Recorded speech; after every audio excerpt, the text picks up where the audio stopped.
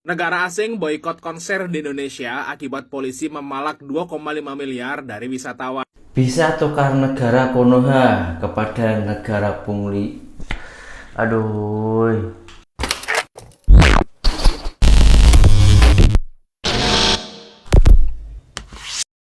Hai, halo geng. Assalamualaikum warahmatullahi wabarakatuh. Berjumpa kembali dengan saya Zainal Story. Sebelum video ini saya mulai, gimana kabarnya kalian semua? Semoga semua yang menonton video ini baik-baik saja, dimurahkan rezekinya, selalu berpikiran yang positif dan dijauhkan dari mara bahaya oleh Tuhan Yang Maha Esa. Usai viralnya polis Indonesia yang tengah merampas uang turis dari Malaysia, geng, yang nominalnya itu bukan sedikit, lebih kurang 32 miliar rupiah, geng. Wow, kalau itu uang ringgit udah berapa juta ribu ringgit itu ya, sampai 32 miliar, geng. Dan membuat geram para netizen, entah netizen Indonesia dan juga Malaysia. Dan yang seharusnya pihak kepolisian itu untuk mengamankan, untuk melindungi rakyat, apalagi warga asing ini, harus kita jaga yang seharusnya, geng. Karena dengan adanya warga asing ataupun turis, entah dari manapun, termasuk dari Malaysia, tanpa kita sadari dia orang ini mempromosikan wisatawan-wisatawan Indonesia, geng. Kini malahan dirampas karena saking geramnya para netizen dari Indonesia dan juga Malaysia. Konon katanya akan diboykot, geng. Dan beberapa ribu yang komentar di video saya yang sebelumnya ketika saya membahas tentang polis Indonesia yang sungguh memalukan itu, geng. Ada beribu-ribu komentar. Orang tengok sendirilah, banyak. Saya akan mengambil komentar yang terbaru dan sikit saja, sebagian saja, macam mana komentarnya dari para netizen Malaysia. Oke, langsung kita bacakan satu persatu. Dah takdir rakyat Malaysia. Ini baru 46 detik lalu, geng ya. Ini baru, geng ya. Dari Awi Rock masih berbisa. Nah, kita baca komentarnya. Dah takdir rakyat Malaysia, 400 orang kena pau. Yang takdir yang baik berhati-hati. Berhati-hati aja, tak payahlah nak boikot pula. Di mana-mana negara ada baik, ada yang jahat, ada yang buruk. Betul, saya setuju sih, geng. Wah, begitu baiknya ya netizen Malaysia ini cara komentarnya, geng ya. Oke, kita coba baca yang bawahnya, geng. Memalukan negara, aku memilih bercuti di Thailand dari Indo. Negara yang tidak selamat untuk dikunjungi. Ada yang kontra juga, geng. Kita lanjutkan videonya. Rakyat boleh buat apa kalau polisi tak berubah? Betul ini, geng. Karena kita sebagai rakyat ini mau boleh buat apa, geng? Kalau polisi ataupun bukan pemimpin ya, yang harusnya itu mengayomi rakyatnya, malahan berbuat macam ini. Oke, kita lanjutkan komentarnya dulu, nanti baru kita bahas. Ini baru 3 menit lalu, baru, geng ya. Pelancong paling ramai ke Indonesia adalah dari Malaysia. Betul, karena begitu banyaknya orang Malaysia itu yang melancong ke Indonesia. Karena kenapa? Karena Indonesia ini yang paling dekat dan orangnya itu terkenal ramah tamah. Nah, ini betul. Lepas itu kita baca bawahnya lagi, geng. Baru plan nak bawa keluarga ke Bandung, takut pula bila dengar berita-berita macam ini. Kalau pihak polis pun tidak boleh dipercayai. Apakah lagi indikator untuk jaminan keselamatan ketika berada di sana. Makanya terpaksa batal niat untuk berlibur ke Indonesia. Aduh, sedih banget. Jangan, Kak, tak semuanya polis Indonesia itu macam itu. Bawahnya lagi, geng. Segelintir aja banyak polis yang baik, kita serumpun NKRI harga mati. Setuju. Segelintir saja yang macam itu, masih banyak kok polis-polis Indonesia yang baik, percayalah. Betul. Nah, ini apalagi dengan kepemimpinan yang terbaru Presiden Prabowo Subianto ini lebih tegas lagi, geng. Jangan khawatir. Pasti akan diperbaiki. Oke, kita lanjutkan komentarnya. Ini 19 menit lalu, geng. Benda dah terjadi, biarlah dijadikan ikhtibar agar lebih berhati-hati walau kemanapun kita pergi. Nak marah, nak boikot, itu pilihan masing-masing. Setiap negara pasti ada orang yang baik dan ada juga orang yang jahat. Setuju. Sama juga dengan negara masing-masing, ada kelebihan dan juga kekurangan. Buat Indonesia dan warganya, jadikan ini sebagian satu pengajaran. Dirilah diri dengan pemikiran yang positif. Setuju. Yang negatif jadikan tujuan untuk memperbaiki dan untuk mengembalikan kepercayaan masyarakat terhadap institusi kepolisian. Buat warga Malaysia, tak payah terus-terusan berkomentar yang sensitif ataupun menyinggung perasaan orang. Ambil setiap kejadian sebagai pengajaran. Wah, cerdas ini, geng.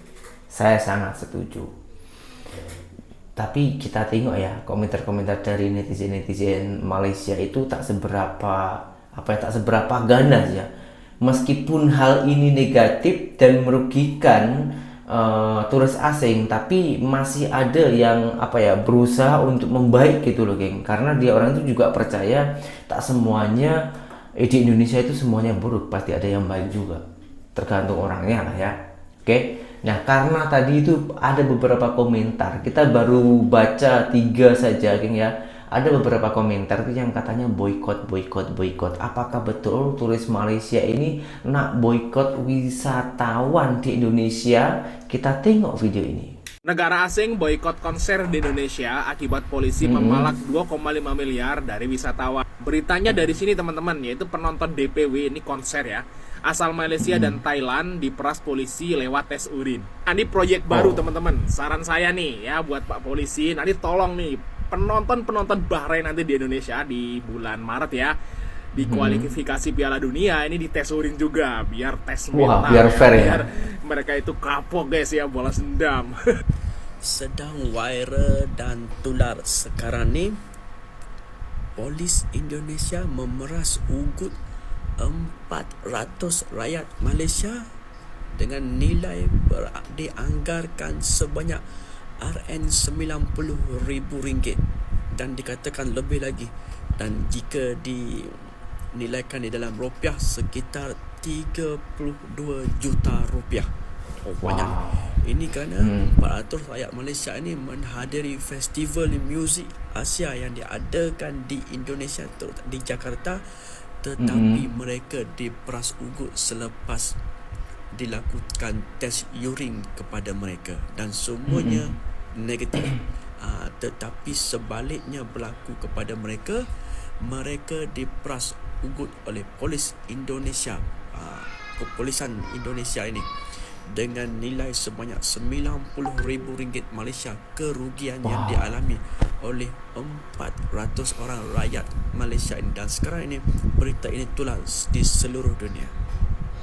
Jangan skip dulu, ini lagi rame banget di media sosial. 400 orang Malaysia dipau polisi Indonesia. Boykot DWP, boykot Jakarta, 9 juta ringgit duit pau terkumpul. 9 juta ringgit, cok. Apa tuh? 3 miliar ya? 3 miliar apa 30 miliar ya? Ini hati-hati loh, ini 32. Polri harus segera klarifikasi nih ya. Kalau nggak bahaya ini kayak beginian ini. Diklarifikasi Pak, ini bener apa enggak Pak beritanya Pak? Jadi beberapa hari lalu gua ngedenger banyak orang-orang Malaysia, Singapura, Vietnam yang katanya kecewa di Indonesia. Katanya mereka sampai di sini ditangkepin, dicek sama pihak polisi katanya. Dicek kalau misalkan mereka make atau enggak. Ya menurut gue wajar dong, soalnya Indonesia kan punya hukum ya, negara kita kan punya hukum. Emang itu ilegal tuh nggak boleh, ya wajar kalau bisa ngecek. Tapi menurut pengakuan netizen dari luar negeri, tindakan cara ngeceknya itu yang salah katanya. Jadi katanya tindakan-tindakannya itu membuat mereka ketakutan di sini katanya. Lu bacain komen sedih banget, kau aniaya ramai orang event yang clean pun. Kau boleh tarik orang dalam event untuk buat urin test terus. If orang itu clean, kau ugut apalah pokoknya lah.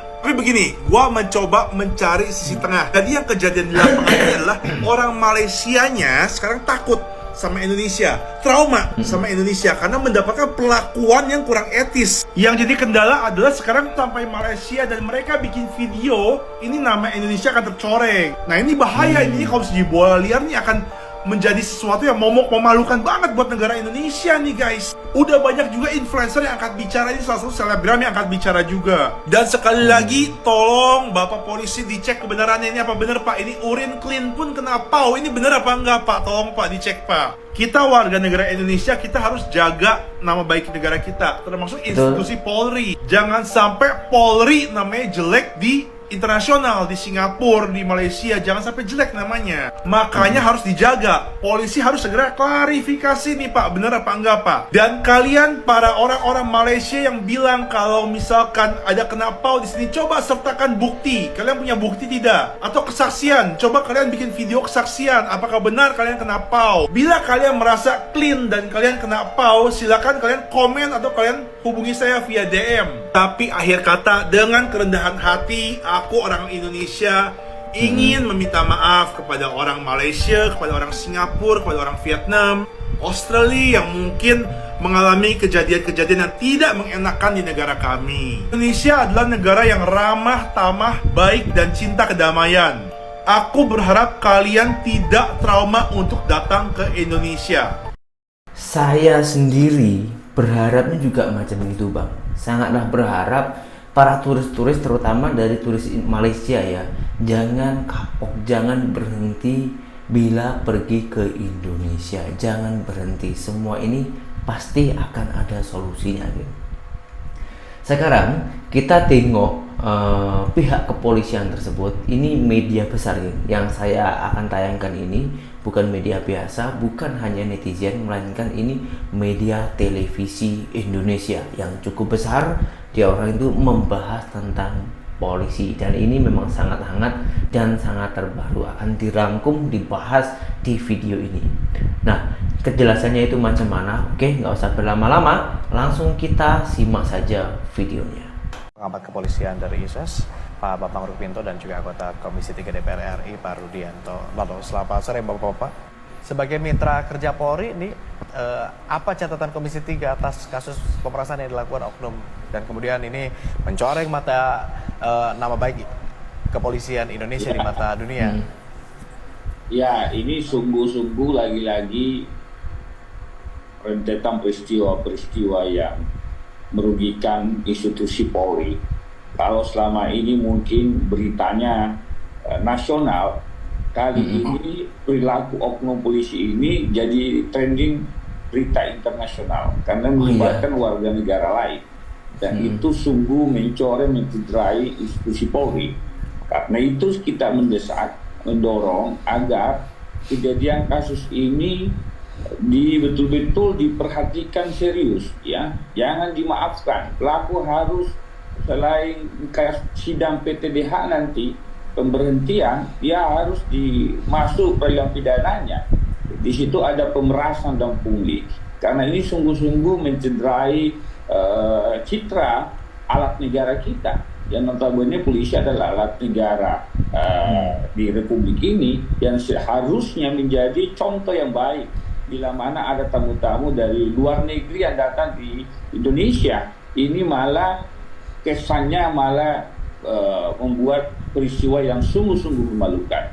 Kita di Komisi 3 atensi sekali persoalan ini, dan Komisi 3 baru saja setelah selesai menjalani masa reses, insya Allah setelah libur Natal ini kami kembali berkantor, akan membawa persoalan ini di rapat internal Komisi 3. Kira-kira begitu. Oke, dari Pak Rudi, tadi Pak Bambang menyebutkan bahwa ini dilakukan secara sistemik, terorganisir, begitu. Sepakat melihat ini? Ya, ini menarik karena nilai kejahatannya 32 miliar. Kalau jumlahnya 32 miliar, berarti nilainya fantastis. Artinya, betul kata Pak Bambang, tidak cukup mungkin dengan 18 orang ini pelakunya. Pasti ada yang drive gitu loh, aktor intelektual dadernya, bisa saja melibatkan atasan dan pimpinannya. Ini yang harus dikejar. Jangan hanya pelaku lapangannya. Kok berani polisi level bawah ini melakukan misalkan? Ya kan, ini menjadi pertanyaan menarik yang saya kira Polri harus membongkar itu supaya polisi-polisi, oknum polisi nakal yang ada di kepolisian ini bisa segera dihilangkan gitu.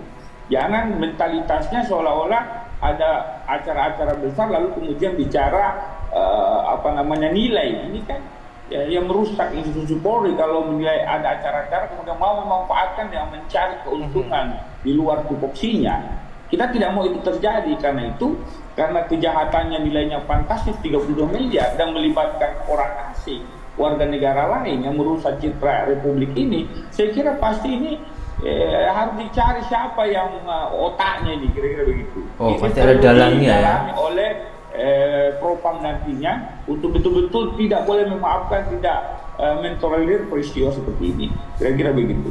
Oke, apalagi kami dengar juga ada agenda tindakan tes urin mendadak yang tidak terencana begitu ya dilakukan oleh oknum polisi ini.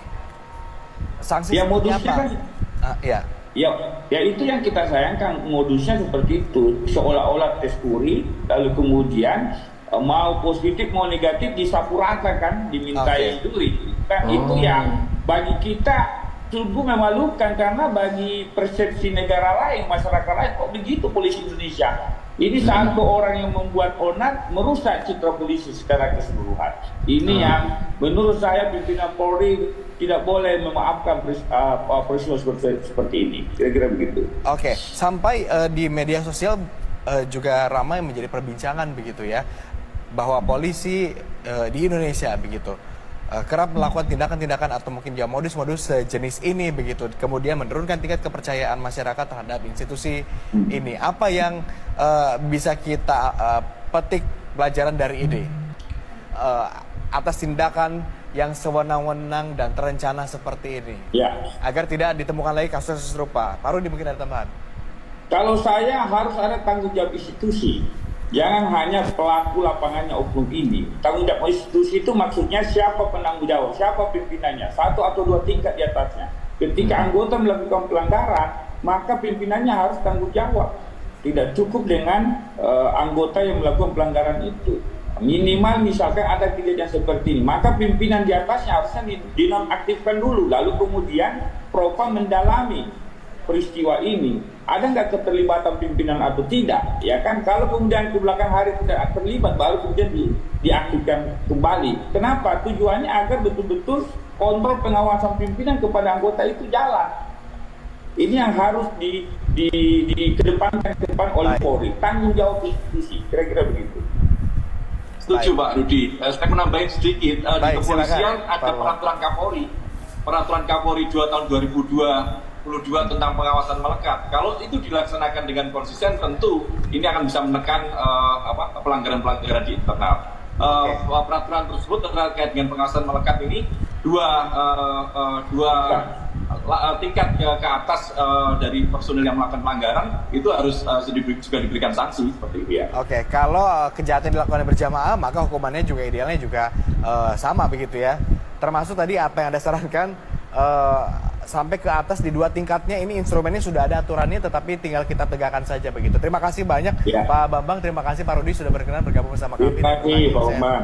Saya sendiri kalau mengambil kesimpulannya ini Geng ya, saya tak terima kalau pihak polisian itu hanya suruh mengambilkan uang saja. Seharusnya uang harus dikembalikan kepada pemiliknya dan diberi hukuman yang sepatutnya agar ini boleh untuk pelajaran kepada polisi-polisi yang lainnya. Kalau sampai ini nanti dipermudah, meskipun ini akan dipenjarakan ataupun dimasukkan ke sel yang jangkanya itu tak cukup lama ya, lepas itu nanti keluar pasti akan memprovokatori kawan-kawannya lagi. Cuma cari lagi.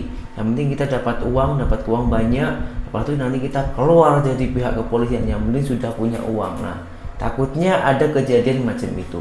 Jadi, menurut saya pribadi ya, ini harus ditindaklanjuti yang betul-betul sangat-sangat tegas. Kalau boleh penjara saja seumur hidup, karena ini sungguh merugikan Indonesia Raya, geng. Indonesia ini tengah pembangunan dan adanya musik-musik macam itu se-Asia yang diadakan di Indonesia ini yang seharusnya mengangkat nama baik Indonesia Akan tetapi kejadiannya itu malah memutarbalikkan apa rancangan-rancangan tersebut, geng. Ini memang sungguh mengerikan dan sungguh sangat merugikan. Bukan hanya merugikan 1-2 orang saja, geng. Bahkan ini seluruh Indonesia. Karena saat ini mana-mana negara, karena video ini sudah viral ya kemana-mana, bisa dikatakan ini mendunia. Di mana-mana negara kalau tengok ataupun dengar nama Indonesia itu sudah takut, geng. Saya ada satu kawan yang bekerja di luar negara, bukan di Malaysia. Malaysia tahu lah ya, ini sudah viral di mana-mana. Di Brunei Darussalam, geng. Dia orang itu kalau ke Indonesia, konon katanya itu harus pegangan uang yang banyak-banyak. Dia kata mempunyai trik, geng. Triknya itu katanya kalau pergi ke Indonesia, ini majikan kawan saya ya, ceritanya macam itu.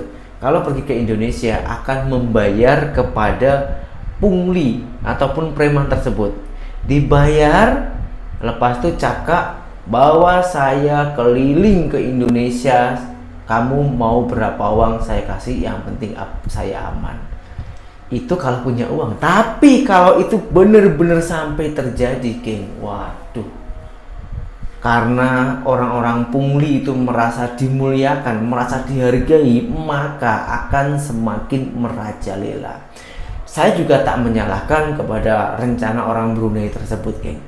Karena dia orang itu punya uang ya, jadi teringinnya itu selamat dirinya. Karena teringin tengok Indonesia. Kenapa dia orang sampai mempunyai pemikiran macam itu? Ya karena ketidaknyamanan ataupun berita-berita yang yang meresahkan terus-terus tersebut, sehingga orang luar negara yang mau ke Indonesia yang betul-betul sangat teringin mempunyai pemikiran-pemikiran macam itu. Jadi mulai sekarang kita belum terlambat, geng. Apalagi dengan kepemimpinan presiden yang terbaru, Presiden Prabowo Subianto yang sangat-sangatlah tegas ini, geng. Kita harus berantas. Jangan sampai terjadi lagi hal-hal macam ini. Dulu-dulu mungkin ada perkataan-perkataan ini yang terakhir, tapi masih terulang-ulang. Nah, kalau yang ini harus ditindaklanjuti, harus benar-benar tegas. Kalau boleh penjarakan seumur hidup ataupun polisi itu miskinkan pihak kepolisian itu. Memang kalau dari segi gaji polisi Indonesia itu memang tak seberapa, tapi kita diangkat menjadi kepolisian, ya seharusnya itu amanah lah ya. Dimana sumpahmu waktu mau menjadi polis yang untuk mengayomi rakyatnya, untuk melayani seluruh rakyat-rakyatnya semaksimal mungkin, tapi apa dah jadi dengan ini sudah mendunia. Itu pandangan saya, geng. Kalau pandangan korang macam mana, tak apa, kita berbeda pendapat nggak apa-apa. Siapa tahu nanti ada yang baik ya, ada yang baik-baik dari segi positif, biar diambil oleh orang yang berkewajiban. Kalau yang buruk atau yang tak patut pakai ataupun standar, buang aja, tak apa. Dan saya juga manusia biasa, apabila ada salah tutur kata saya dalam semua video yang saya tayangkan, saya meminta maaf yang sebanyak-banyaknya dan berjumpa kembali di video saya yang selanjutnya. Saya Yana Story, seorang mantan TKI Malaysia. Salam TKI sukses. Assalamualaikum warahmatullahi wabarakatuh.